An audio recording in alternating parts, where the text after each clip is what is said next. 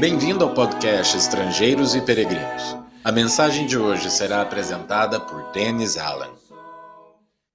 Eu quero contar hoje parte de uma história que se encontra em 2 Samuel, capítulo 16, e que ensina uma lição muito importante para nós. Davi, homem escolhido por Deus para reinar sobre Israel, teve uma vida cheia de tumulto. Na juventude, ele foi perseguido por seu predecessor, Saul. E nos últimos anos, enfrentou problemas graves por causa da rebeldia de seu filho, Absalão. Absalão preparou um golpe contra o pai com o intuito de tomar o trono em Jerusalém. Conquistou o apoio de várias pessoas, inclusive de alguns conselheiros do governo de Davi. Quando Davi soube da tentativa de golpe, ele fugiu de Jerusalém para evitar uma batalha sangrenta na cidade. Na saída, vários homens encontraram-se com Davi, alguns jurando lealdade e outros amaldiçoando o rei e apoiando Absalão. Um dos homens que prometeu lealdade foi Ziba. Ziba foi servo de Mefibosete, o filho aleijado de Jonatas. Vai lembrar que Jonatas era melhor amigo de Davi e também filho do rei Saul. Então Mefibosete era neto do rei falecido, Saul. Ziba explicou que Mefibosete havia se posicionado contra Davi, com a esperança de que o reino voltasse para a casa do seu pai. Ouvindo essa história, Davi confiscou todas as propriedades de Mefibosete e as entregou a Ziba. Agora vamos pular para o fim da guerra. A guerra durou por algum tempo. Finalmente, as forças de Davi foram vitoriosas e ele voltou a Jerusalém. Logo em seguida, Mefibosete foi falar com o rei. Ele afirmou que jamais havia traído Davi. Explicou que Ziba foi desleal para com ele e que esse servo o acusou falsamente.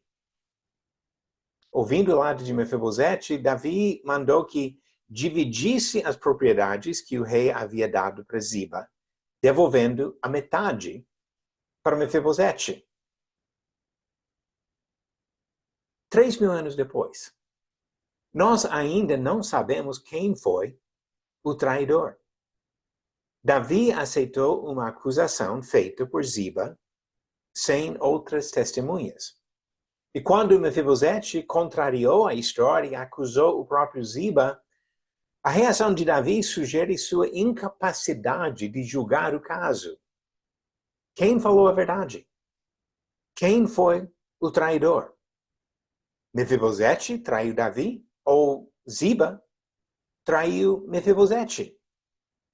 Um dos dois foi vítima da injustiça de uma acusação falsa. Mas qual? Essas perguntas não são respondidas. Por que então o Espírito Santo fez questão de incluir essa história nas Escrituras? Obviamente, esse episódio ilustra a confusão gerada por Absalão contra Davi, mas será que ensina outra coisa? Se Davi tivesse investigado o caso, ouvindo os dois lados e exigindo testemunhas antes de aceitar uma acusação, será que ele teria evitado uma injustiça?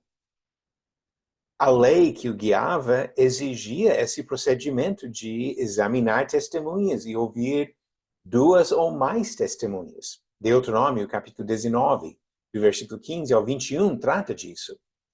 Mas Davi se precipitou. Chegou a uma conclusão de forma errada e alguém foi tratado com injustiça.